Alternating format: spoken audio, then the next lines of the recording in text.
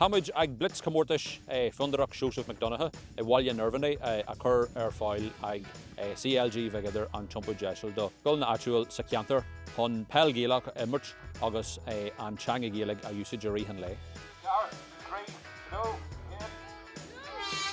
Is bhí sé an teifigach forbathe a bhí na clúdach for Manach tíorún dúna ná leithéid Fundarach Joseph McDonagh le glórinníil.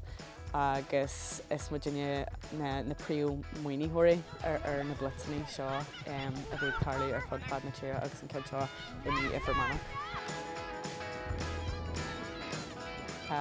Bhí sé club ag glacadh páirte ar fud fad na tíre le níos mó na 120 gullanna ag glacadh páirte agus tá seo in ifir Manach do ceann a chéan. Bhí sé scoile páirte in san ceann seo agus bhí sé thar bheith mai málaí mór tiltte ag an club. Is mis rinne, bhunscoil, rinne, Deiseal.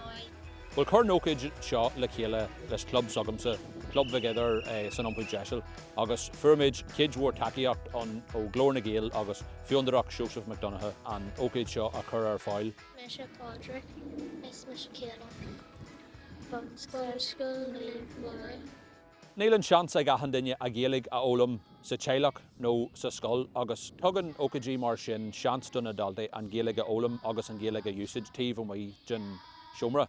Is seans anmhaid sin donna na daoine óga an ghealaigh a úsáid agus taispeann don phobal go bhfuil an ghealaigh sa ceanta seo beo.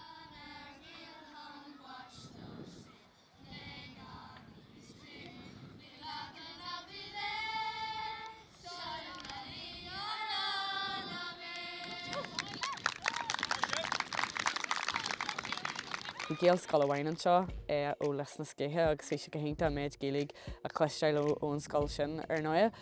Bhí éispras ag na scoileanna eile feicil gur ón scoil sin ag imirt go hámann tríomh na géalaige agus bhí na scoileanna eile ag glacadh cinneal éismlear ó ón scoil sin.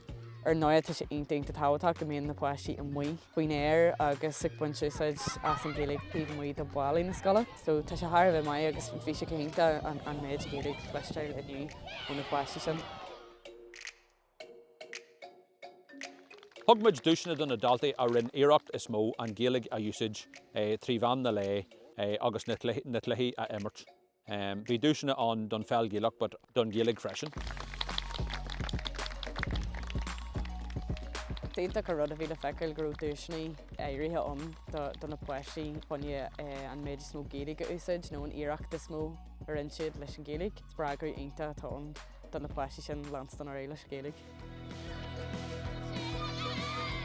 Mar club gómid buchas le gór na gheall agus Fundarach Joseph McDonagh as a céadú.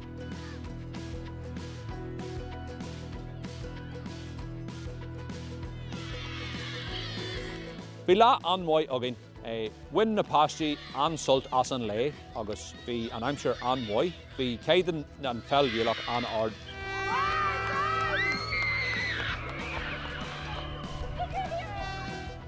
Agus bhí mé ansásta gur win mo club CLG Mhic Uidhir an Iompú Deiseal an Chomórtas aniu.